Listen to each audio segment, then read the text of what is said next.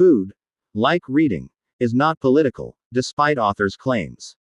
I came into this book expecting a more science-tech look at why industrial food is good, it is, and the authors are correct on this, and how it can be made better. And instead got a book focused almost entirely on the politics of the food industry and why the authors think that the small food, farm-to-table crowd a la Michael Pollan and others is wrong. While I tend to agree with the authors in outcome, their reasoning here was extremely elitist and pro-totalitarian government intervention, with nearly every recommendation they make ultimately coming down to government should dictate either specific actions or at worst the range of choices that businesses and consumers will have available to them.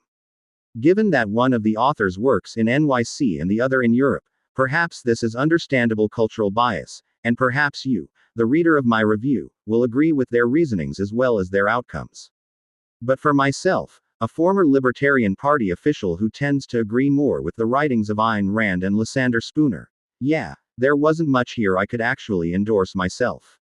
Winking face. Ultimately, it isn't the specific direction they chose but the sheer fact that they considered these recommendations the only possible policies and did not even allow for the possibility of other possibilities that lost a star.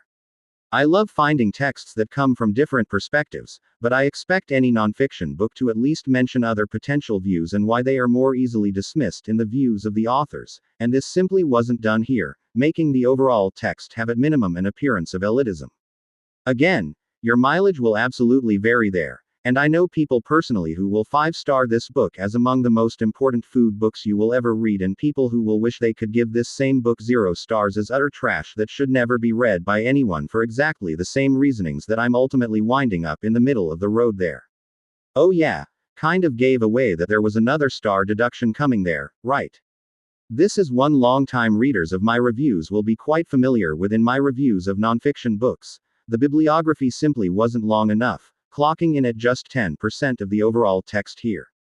The applicability of the Sagan standard, extraordinary claims require extraordinary evidence, is perhaps debatable given the ultimate discussions of this book, but even without applying Sagan, I've maintained for years that in my vast reading of even advance review copy nonfiction books over the years, a bare minimum, by my later expanded standards, of roughly 15% documentation is needed to get this star, and as noted, that is actually expanded, as for many years I required a bare minimum of 20%.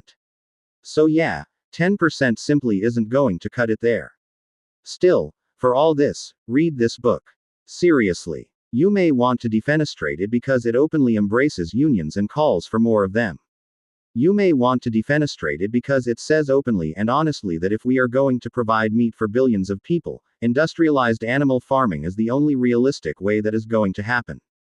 But you should read it anyway, no matter your own political persuasions, because ultimately this is a pretty realistic book looking at exactly how we can feed the masses going forward, even if it is an extremely pro-government mandate and anti-individual liberty view. Oh, and I repeat the title, since the authors were so adamant in the opposing view, Food is Not Political. Recommended.